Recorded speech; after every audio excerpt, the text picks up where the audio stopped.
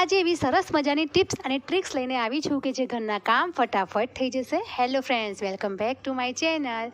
કેમ છો? મજામાં? તો આજે સરસ મજાની ટિપ્સ આપણે જોઈશું. તો ચલો લે સ્ટાર્ટ.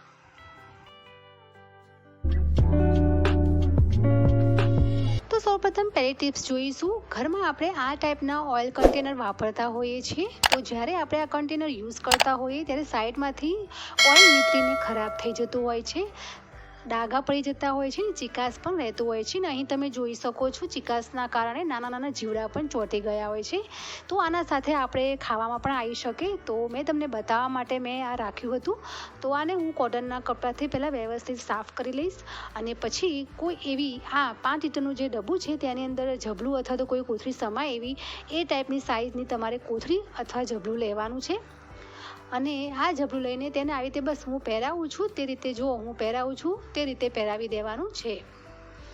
જો આપણે જ્યાં પકડવાનું જે હેન્ડલ છે ત્યાં સુધી જ આપણે આ રાખવાનું છે, કેમ કે પછી પકડી નહીં શકાય. જેથી કરીને જે વધારાનો ભાગ છે તેને આવી રીતે ગાંઠ વાળીને સરસ ફિટ કરી દેવાનું છે.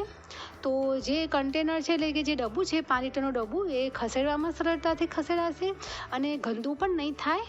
જે કોથળીની અંદર જ બધું ચોંટી જશે અને ઇઝીથી આપણે નીચે ડાઘ પણ નહીં પડે. નહીં તો આપણે આવી રીતે આનો ઉપયોગ કરીએ છીએ તો નીચે ઓઇલના ડાઘ પણ પડી જતા હોય છે. તો તમને આ ટિપ્સ ગમી હોય તો લાઈક જરૂર. આગળની ટિપ્સ જોઈશું ફ્રેન્ડ્સ.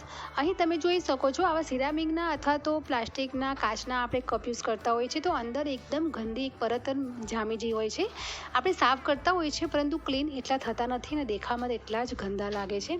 તો અહીં સરસ મજાની ટિપ્સ શેર કરવાની છું. તો અહીં તમારે કોઈ પણ તમે જે કોલગેટ વાપરતા હોય તે તમારે લેવાની છે. તો અહીં હું ડાબર રેડ ટૂથપેસ્ટ લઉં છું. તો તમે જો વ્હાઇટ કોલગેટ વાપરતા હોય તો તમે વધારે તેનો ઉપયોગ તો સારી રીતે થશે, પરંતુ અહીં મારી પાસે ડાબર રેડ ટૂથપેસ્ટ છે તો એક સ્ક્રબની મદદથી અને થોડું પાણી લઈને આવી રીતે સ્ક્રબ કરવાનું છે. તો ઇઝીથી એકદમ ક્લીન થઈ જાય છે અને વ્હાઇટ સિરામિકના જે વાસણો હોય છે કપ રકાબી તે પણ ઇઝીથી સાફ થઈ જાય છે. તો 15 દિવસે અથવા તો મહિને તમે આ કામ કરશો તો એકદમ નવા જેવા થઈ જશે. જો હું આવી રીતે હેન્ડલમાં પણ આવી રીતે બ્રશની મદદથી કોઈ જૂનો બ્રશ યુઝ ન કરતા હોય તો તેની મદદથી પણ આવી રીતે તમે સાફ કરી શકો છો. તો હું તમને ધોઈને બતાવું કે એકદમ આપણે બજારમાંથી લાવ્યા હોય તે ટાઈપના નવા મસ્ત ડાઘ રહિત કપ રેડી થઈ જશે. તો જોવામાં પણ સારા લાગે છે અને ઉપયોગ પણ ઇઝીથી આપણે કરી શકાય. લોંગ ટાઈમ સુધી આ કપ રકાબી ચાલે પણ છે.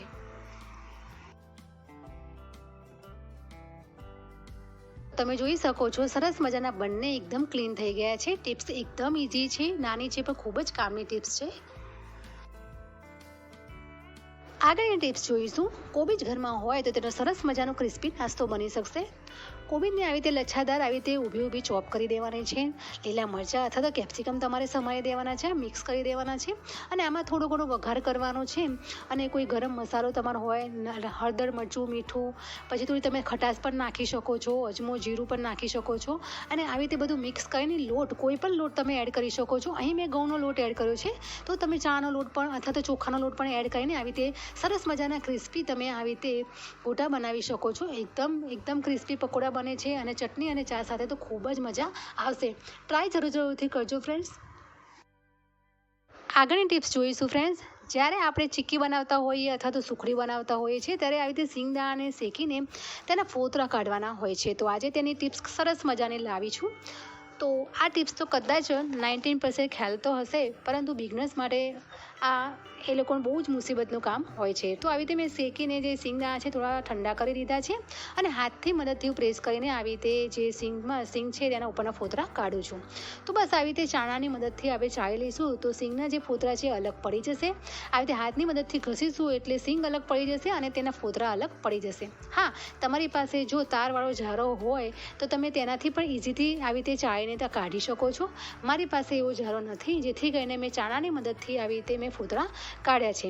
તો ઇઝીથી ફોતરા નીકળી જશે. અને હા, આવી રીતે ચાણાની મદદથી મસળીને સિંગમાંથી ફોતરા કાઢ્યા બાદ પછી તેને આવી રીતે બસ ઝાટકીને થોડું ફૂંક મારશો ને તો પણ ઇઝીથી સિંગમાંથી ફોતરા અલગ પડી જશે. થાળીની અંદર રાખીને પણ ફૂંક મારશો તો પણ ફોતરા અલગ પડી જશે. અને પછી તમે જોઈ શકો છો કે એકદમ થાળીમાં એકલા સિંગ દાણા છે, સરસ મજાના ક્લીન છે, કોઈ અંદર એક નાનું ફોતરું પણ દેખાતું નથી.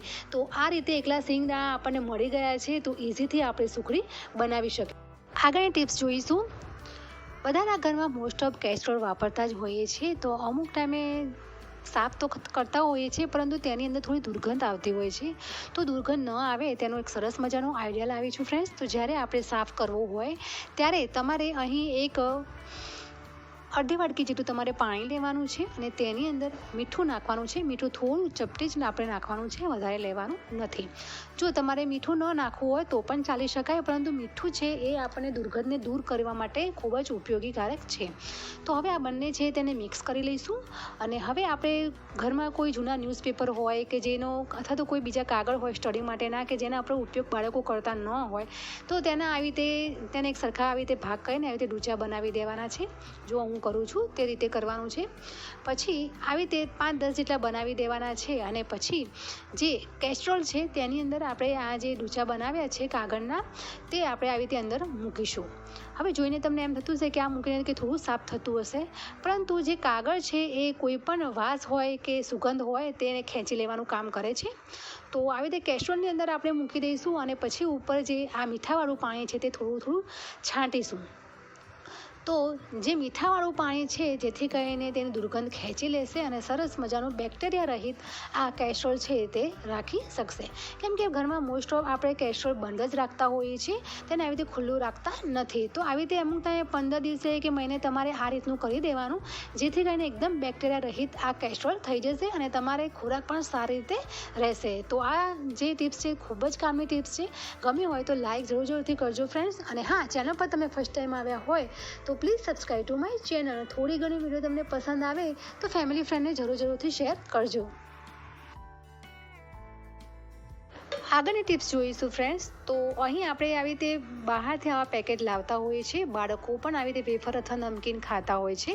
તો આ ટાઈપના પેકેટો જે થોડા વપરાતા હોય છે, થોડા બાકી રહેતા હોય છે.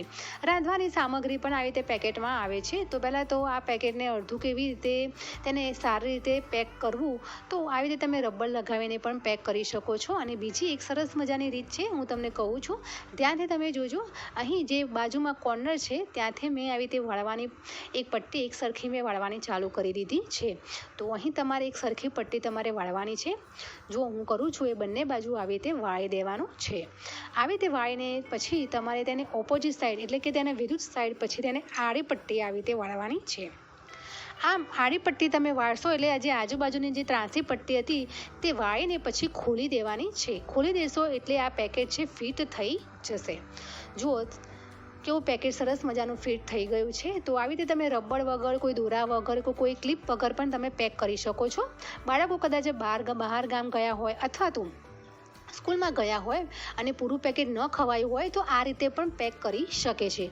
જો હું તમને ફરીથી બતાવું ખોલીને, આવી રીતે બંને સાઈડ ત્રાંસા છે તેવી રીતે આવી રીતે ગોળ પટ્ટી વાળવાની છે અને પછી તેને વિરુદ્ધ સાઈડ છે આવી રીતે આડી પટ્ટી વાળવાની છે.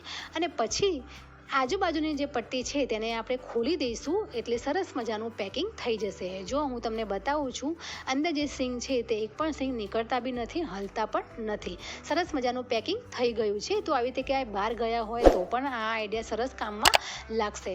તો આ આઈડિયા તમને કેવો લાગ્યો તે મને કમેન્ટ જરૂરથી કહેજો.